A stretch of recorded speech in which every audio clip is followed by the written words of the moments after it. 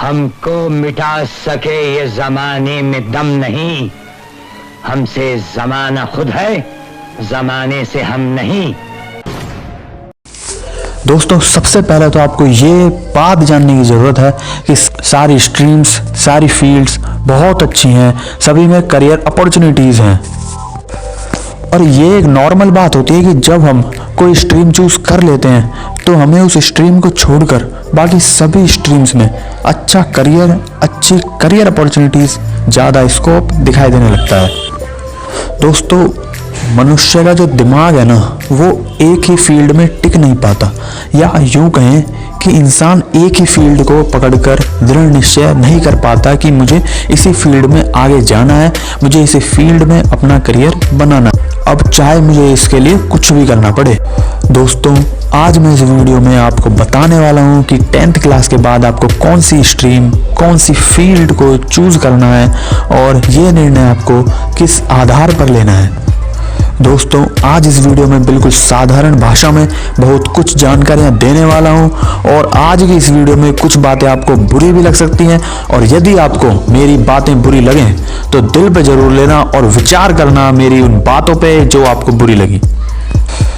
दोस्तों ज़्यादातर बच्चों को कुछ मालूम नहीं होता कि उन्हें किस फील्ड में अपना करियर बनाना है, और शायद आप इसीलिए ये वीडियो देख रहे हो, और बच्चे बहुत ज़्यादा इधर उधर की बातों से आकर्षित होते रहते हैं। जैसे यदि किसी वकील को कोई सम्मान मिलते हुए देख लिया, उसके पास क्या क्या ताकतें होती हैं वो पता चला, तो सोचने लगे कि मुझे तो वकील ही बनना है बड़े होकर।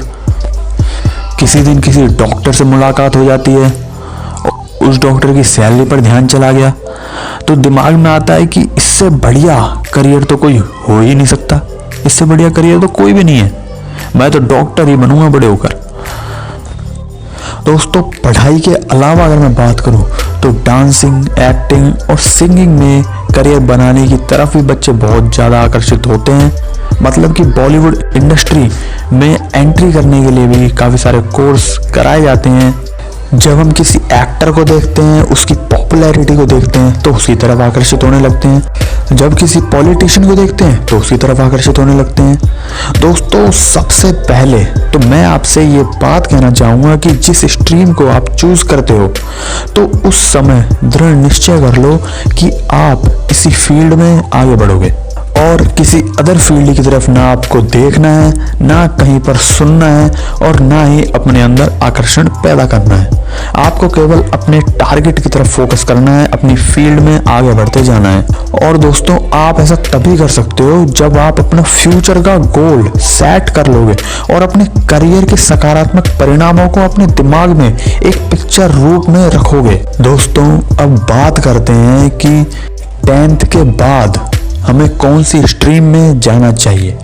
दोस्तों जब हम 10th क्लास पास कर लेते हैं तो हमारे सामने 3 रास्ते होते हैं, पहला साइंस, दूसरा कॉमर्स, तीसरा आर्ट्स। दोस्तों एक मिडिल क्लास आदमी के परिवार में नॉर्मली इन 3 फील्ड्स को लेकर ही चर्चा रहती है। दोस्तों ये 3 फील्ड्स तो कॉमन होती हैं, इनके अलावा अनेकों तरह के सर्टिफिकेट कोर्स, अनेकों तरह के डिप्लोमा कोर्स होते हैं, एक्टिंग और सिंगिंग के भी कोर्सेज होते हैं। मतलब कि ऐसे भी अनेकों कोर्सेज हैं जिन्हें करने के बाद आप बॉलीवुड में एंट्री कर सकते हो। दोस्तों वैसे तो 10th क्लास के बाद अनेकों तरह के कोर्सेज होते हैं, परंतु मैं उन 3 फील्ड्स की बात करने जा रहा हूँ जिनके बारे में बहुत ज़्यादा चर्चा होती है, जो हमारी सोसाइटी का एक बहुत बड़ा हिस्सा है। दोस्तों जैसा कि मैंने बताया कि 10th क्लास के बाद 3 रास्ते खुलते हैं, साइंस, कॉमर्स और आर्ट्स। साइंस को 2 भागों में डिवाइड किया गया है, पहला मेडिकल, दूसरा नॉन मेडिकल। दोस्तों एक कॉमन विचारधारा होती है कि मेडिकल करने के बाद डॉक्टर और नॉन मेडिकल करने के बाद इंजीनियरिंग में अपना करियर बना सकते हैं, जो कि एक तरह से सच भी है लेकिन पूरा सच नहीं है। दोस्तों मेडिकल करने के बाद डॉक्टर के अलावा भी अनेकों करियर ऑप्शंस होते हैं, और नॉन मेडिकल करने के बाद इंजीनियरिंग के अलावा भी अनेकों करियर ऑप्शंस होते हैं। दोस्तों अब सवाल आता है कि मेडिकल और नॉन मेडिकल में क्या फ़र्क है। दोस्तों मेडिकल में पीसीबी यानी फिजिक्स, केमिस्ट्री और बायोलॉजी का कॉम्बिनेशन होता है, मतलब फिजिक्स, केमिस्ट्री और बायोलॉजी मेन सब्जेक्ट्स होते हैं। इसके अलावा इंग्लिश और कोई अदर सब्जेक्ट होता है जिसे कॉलेज या स्कूल अपने अनुसार लगाते हैं या बच्चों की चॉइस के अनुसार चूज करते हैं। और दोस्तों नॉन मेडिकल में पीसीएम यानी फिजिक्स, केमिस्ट्री और मैथ मेन सब्जेक्ट्स होते हैं। इसके अलावा इंग्लिश और कोई अदर सब्जेक्ट जिसे कॉलेज या स्कूल अपने अनुसार या बच्चों के चॉइस के अनुसार लगाते हैं, जिसके बारे में आपको एडमिशन के टाइम पे पता चल जाएगा। दोस्तों मेडिकल और नॉन मेडिकल में बस बायोलॉजी और मैथ का ही फर्क होता है। दोस्तों साइंस स्ट्रीम में एक ऑप्शन ये रहता है कि आप बायो प्लस मैथ का ऑप्शन चूज कर सकते हो, मतलब कि पीसीबी प्लस एम। ऐसा करने से बच्चों के सामने 12th करने के बाद 2 रास्ते खुल जाते हैं। बच्चे मेडिकल फील्ड में भी जा सकते हैं और नॉन मेडिकल फील्ड में भी जा सकते हैं। दोस्तों बहुत से बच्चों में दिमाग तो बहुत तेज होता है, परंतु वो थोड़ा कंफ्यूजन में रहते हैं कि मुझे डॉक्टर बनना है या इंजीनियर, तो वो बायो प्लस मैथ का ऑप्शन चूज कर लेते हैं ताकि उनके पास 12th के बाद 2 रास्ते रहें और जिस फील्ड में वो जाना चाहें जा सके। दोस्तों मेडिकल से 12th क्लास करने के बाद आप डॉक्टर का कोर्स कर सकते हो। डॉक्टर के भी कई कोर्स हैं, जैसे एमबीबीएस, इसकी फुल फॉर्म है bachelor of medicine and bachelor of surgery, BDS bachelor of dental surgery, BHMS bachelor of homeopathic medicine and surgery, BAMS bachelor of Ayurveda medicine and surgery, BEMS bachelor of electropathy medicine and surgery, BUMS bachelor of Unani medicine and surgery, BSMS bachelor of Siddha medicine and surgery. और pharmacy कर सकते हो, pharmacy में D pharma और B pharma कर सकते हो। दोस्तों मैंने डी फार्मा और बी फार्मा से रिलेटेड एक वीडियो इस चैनल पर अपलोड की हुई है, जिसमें मैंने विस्तार से डी फार्मा और बी फार्मा के बारे में बताया हुआ है। लिंक मैं डिस्क्रिप्शन बॉक्स में डाल दूंगा। इन सब के अलावा टीचिंग में तो करियर आप बना ही सकते हो। दोस्तों टीचिंग का करियर तो सभी स्ट्रीम्स में होता है।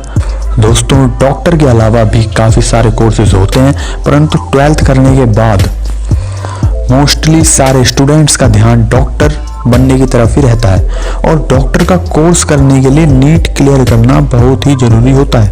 इसलिए 11th क्लास में ही बच्चे नीट की कोचिंग लेना शुरू कर देते हैं ताकि 12th क्लास पास करते ही वो नीट का पेपर क्लियर करके किसी बढ़िया मेडिकल कॉलेज में एडमिशन ले सकें।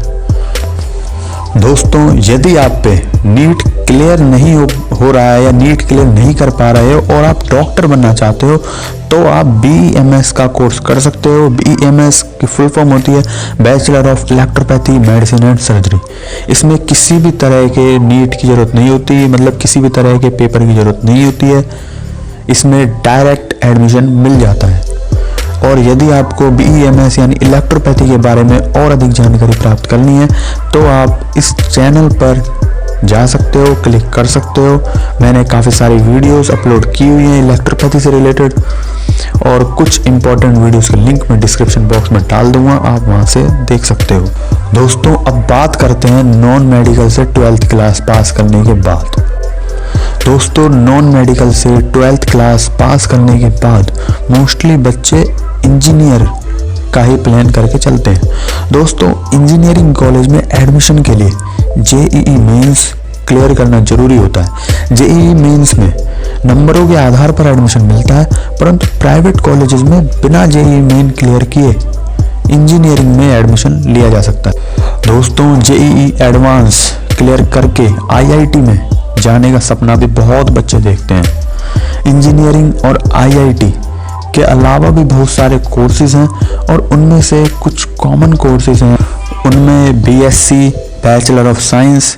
दोस्तों बीएससी काफ़ी सारे सब्जेक्ट्स में होती है, जैसे bachelor of science in physics, bachelor of science in chemistry यानी बीएससी जनरल भी होती है।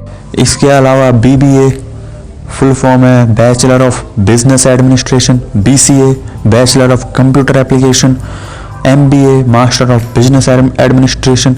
दोस्तों ये पोस्ट ग्रेजुएशन कोर्स है और बीबीए एक ग्रेजुएशन कोर्स है, यानी बीबीए के बाद एमबीए करते हैं। और दोस्तों फार्मेसी का ऑप्शन तो रहता ही है। फार्मेसी आप नॉन मेडिकल करने के बाद भी कर सकते हो और मेडिकल करने के बाद भी। दोस्तों एक नॉर्मल विचारधारा ये होती है कि जिसके 10th में ज़्यादा नंबर आते हैं वो मेडिकल लाइन पकड़ लेता है, जिसके थोड़े कम नंबर आते हैं वो नॉन मेडिकल लाइन पकड़ लेता है। मतलब कि 10th क्लास के नंबरों के आधार पर 11th की स्ट्रीम चूज की जाती है, साइंस, कॉमर्स या फिर आर्ट्स। दोस्तों अपने देश में बहुत से बच्चे ऐसे हैं जिनके पेरेंट्स पढ़े लिखे नहीं हैं। ये एक बड़ा कारण है कि पेरेंट्स अपने बच्चों का मार्गदर्शन सही से नहीं कर पाते। दोस्तों बात करते हैं कॉमर्स फील्ड की। दोस्तों 10th क्लास में काफी सारे बच्चे ऐसे होते हैं जिन्हें अपने फ्यूचर के बारे में कोई आइडिया नहीं होता और वो बच्चे कुछ फ्यूचर के बारे में ज्यादा सोचकर भी नहीं चलते। और कुछ बच्चे ऐसे होते हैं जो केवल इसलिए कॉमर्स लेते हैं कि उन्हें साइंस समझ में नहीं आती। दोस्तों मैं ये सब आपको 10th क्लास के बच्चों के माइंडसेट के अनुसार ही बता रहा हूँ। दोस्तों मैंने ऐसे भी बहुत सारे बच्चे देखे हैं जो अपना फ्यूचर गोल पहले से सेट करके रखते हैं कि उन्हें सीए बनना है या बैंकिंग लाइन में जाना है या टीचिंग लाइन में अपना करियर बनाना है। ऑप्शन तो बहुत सारे होते हैं, ये मेन ऑप्शन मैं आपको बता रहा हूँ। और इन बच्चों के 10th क्लास में 90 और 95+ % आई होती है। ये बच्चे लोगों की बातों में नहीं आते क्योंकि इन्होंने अपना गोल पहले ही प्लान किया होता है। दोस्तों 11th 12th कॉमर्स से पास करने के बाद आप बीकॉम, ये ग्रेजुएट कोर्स है जिसकी फुल फॉर्म होती है bachelor of commerce, M Com post graduate course, master of commerce, BCA bachelor of computer application, BBA bachelor of business administration, MBA master of business administration, MCA master of computer application, CA chartered accountant और banking firm में जाने के लिए भी courses होते हैं। इनके अलावा भी काफ़ी सारे कोर्सेज हैं जैसे पुलिस में जाने के लिए, एयर होस्टेस बनने के लिए 4th क्लास की काफ़ी सारी जॉब्स निकलती हैं बीकॉम करने के बाद। दोस्तों अब बात करते हैं आर्ट्स की, जिसमें लोगों की विचारधारा रहती है कि इसमें तो वो बच्चे जाते हैं जो कि पढ़ाई में थोड़े कमज़ोर होते हैं। बेसिकली जिसके 10th क्लास में कम परसेंटेज आती है या कम परसेंटेज बनती है या कम नंबर आते हैं वही आर्ट्स चूज करते हैं। दोस्तों ऐसा नहीं है कि इसमें केवल कम नंबर वाले बच्चे ही एडमिशन लेते हैं।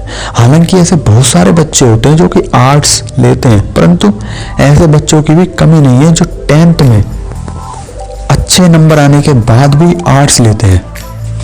दोस्तों आर्ट्स से 12th क्लास पास करने के बाद काफी सारे करियर ऑप्शंस होते हैं जैसे लॉयर, एडवोकेट इत्यादि।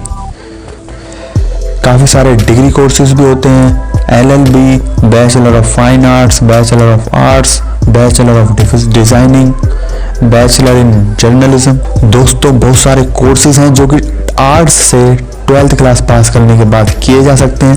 दोस्तों मैं तो आपसे यही कहूँगा कि जिस सब्जेक्ट में आपकी रुचि हो वही फील्ड आपको चूज करनी चाहिए और आगे के रास्ते खुद ब खुद खुलते चले जाते हैं।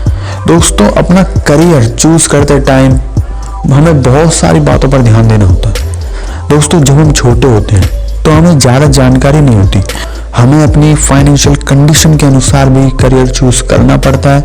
जैसे डिग्री कोर्सेज थोड़े महंगे होते हैं, सब तरह के लोग इनकी फीस अफोर्ड नहीं कर सकते, तो वो डिप्लोमा कोर्स करना ज़्यादा बेहतर समझते हैं। बहुत से बच्चों की फाइनेंशियल कंडीशन उन्हें सर्टिफिकेट कोर्स करने की इजाज़त देती है। दोस्तों सरकारी कॉलेज में जाना थोड़ा सस्ता होता है किसी प्राइवेट कॉलेज के कंपैरिजन में। सरकारी कॉलेजेस में टेस्ट के आधार पर या परसेंटेज के आधार पर एडमिशन मिलता है, जबकि प्राइवेट कॉलेजेस में ऐसा नहीं होता। दोस्तों ये वीडियो आम आदमी और मिडिल क्लास फैमिली को ध्यान में रखते हुए बनाई गई है और मैंने इसमें चुनिंदा कोर्सेज का ही जिक्र किया है जो कि मिडिल क्लास फैमिली में पॉपुलर होते हैं या ज़्यादा चर्चा में रहते हैं। दोस्तों ये वीडियो यहीं पे समाप्त होती है। अगली वीडियो किस टॉपिक पर चाहिए कमेंट में ज़रूर बताएं। दोस्तों आशा करता हूँ कि आपको इस वीडियो में बहुत कुछ सीखने को मिला होगा।